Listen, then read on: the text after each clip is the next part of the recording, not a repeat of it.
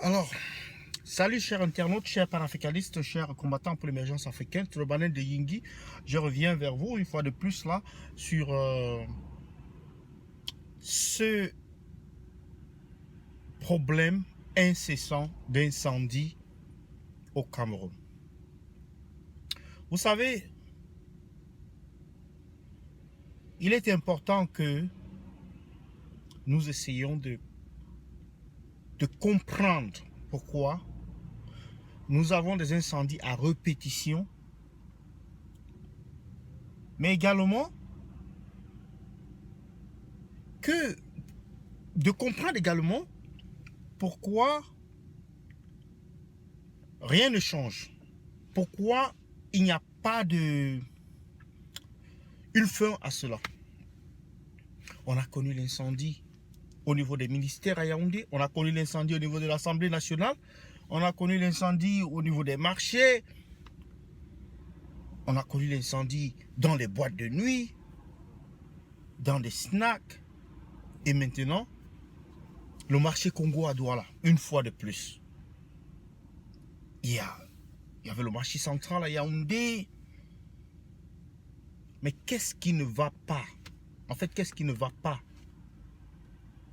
dans ce pays? Qu'est-ce qui ne va pas? Alors, on doit se poser le problème. Étant donné que nous ne savons pas l'origine de ces incendies, nous ne pouvons que spéculer sur l'origine qui, comme d'habitude, n'est que de deux types. Soit c'est un incendie criminel, soit simplement c'est un incendie qui est lié à une mauvaise installation électrique. Et la plupart du temps, ce sont des incendies qui sont liés à ce système vétuste d'électricité qui a été installé depuis des années, depuis la création des institutions, depuis la création des bâtiments, depuis la création des immeubles, depuis la création des bureaux et tout cela. Aucun suivi, aucune inspection, il n'y a aucun entretien. Et donc c'est pour cela que chaque fois, il y a incendie à gauche, à droite, devant, derrière, mais personne ne se bouge. Personne n'est intéressé. Personne ne veut vraiment faire quoi que ce soit. C'est un fait normal. C'est devenu normal. Tout est normal dans ce pays. Mais ça, il s'agit de quel pays? Tout est devenu normal là-bas. Les gens meurent par accident de circulation, c'est normal, c'est acceptable. On coupe l'électricité partout, c'est normal, c'est acceptable.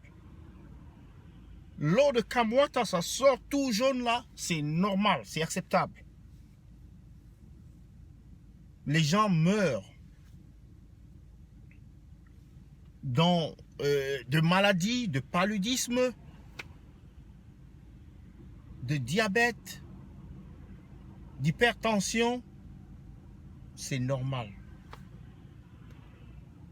C'est quel avenir? C'est quel pays? Franchement, nous devons nous poser des questions.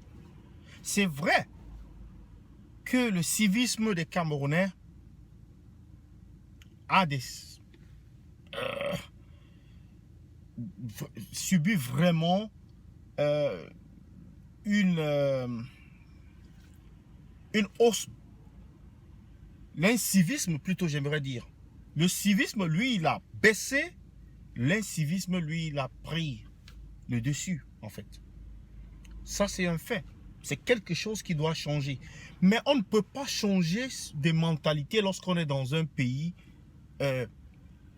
où les dirigeants ne prennent pas leurs responsabilités et ne donnent pas la conduite à tenir. Je vais vous dire qu'en Tanzanie, le président prend sa voiture, il sort seul, sans chauffeur, sans garde du corps, et il se met dans la route. Il va à l'encontre des escrocs, il va à l'encontre des policiers véreux, et il en attrape. On le prend, sans savoir que c'est le président de la République, et puis les sanctions suivent. il y a également au Ghana, où aucun policier, où on a changé la tenue des policiers, où ils n'ont pas de poche. Voilà des pays qui combattent la corruption. Le Rwanda, le Ghana, la Tanzanie, qui sont des exemples à suivre. Mais on a un gouvernement de vieillards et de grands-pères qui passent tout leur temps à dormir. Et donc rien n'est fait. Nous mourrons à petit feu.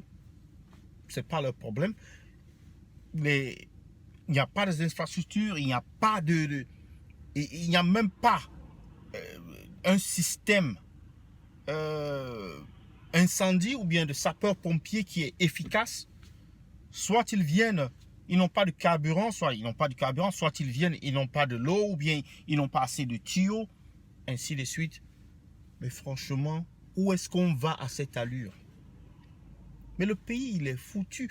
Tout ce qui a été fait, construit, c'est des choses qui datent de 30, 40, 50 ans, 60 ans même, et qui n'ont jamais été entretenues, qui n'ont jamais été inspectées. Des immeubles, des bâtiments, des marchés, ce sont des institutions, ce sont des lieux qui doivent être sous un régime d'inspection. C'est le président de la République qui donne l'exemple. L'exemple vient d'en haut. On ne doit pas que recevoir les ordres venant d'en haut, les décrets venant d'en haut, les arrêtés ministériels qui viennent d'en haut. Ça, c'est ce que le gouvernement lui fait. Mais on doit également recevoir le civisme, une haute moralité venant du haut, un exemple à suivre venant du haut. Mais cela est carrément absent. Lorsque nous vivons dans un pays où la fille du président peut se permettre de prendre un taxi, le président lui vit à l'hôtel intercontinental, prendre un taxi qui coûte je ne sais pas combien de... Je ne sais pas si c'est combien de milliers de dollars, l'argent du contribuable, du pauvre contribuable. Et nous sommes là. Il y a une vidéo qui a circulé sur Facebook. Moi-même, j'ai déjà vécu des faits comme ça où les motos prennent le sens contraire, vont carrément dans le sens contraire de la circulation, alors que leur voie est libre. Et quelqu'un posait la question, vous voyez, il ne faut pas accuser le chef de l'État. Mais non, si, il faut accuser le chef de l'État. Dans n'importe quelle institution, dans n'importe quelle société, il y a des institutions.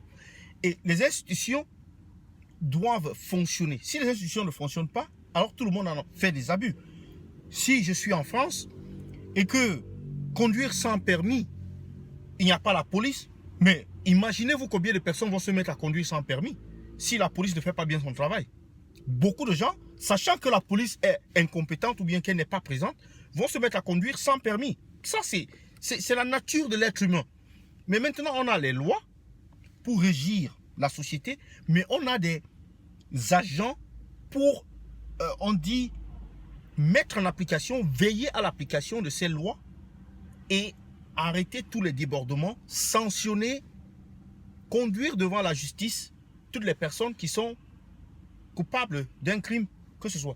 Quand il y a des bensikines qui prennent le sens contraire, le problème c'est qu'il faut regarder la chose à la source. Il ne faut pas voir là où tu as chuté, où tu es tombé, où tu t'es renversé, mais voir là où tu as cogné le pied.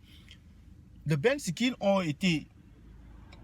C'est l'un des success stories du régime en place, c'est-à-dire ces emplois, des jeunes qui sortent des brousses partout, qui viennent en ville, qui n'ont même pas de permis, mais parce que le gouvernement n'a pas donné les moyens de leur développement en campagne en brousse qui faisait peut-être leur agriculture, ils se retrouvent en ville et puis chacun pour soi, Dieu pour tous, ils font comme ils veulent et le gouvernement les trouve vraiment puissants maintenant qu'ils ne peuvent même pas les bouger, ils ne peuvent rien faire. Je pense même que même un gouvernement futur ou lorsqu'il y aura un changement, eux, pareillement, ne pourront rien faire parce que c'est devenu un lobby très puissant. La population les supporte. Eux-mêmes, ils ont des syndicats très soudés et sérieux. Donc, voilà des situations, par exemple. Alors, Camerounais, nous devons changer. Allez voter. Enregistrez-vous sur les listes électorales et amenons un changement véritable dans ce pays que nous aimons très bien. Merci.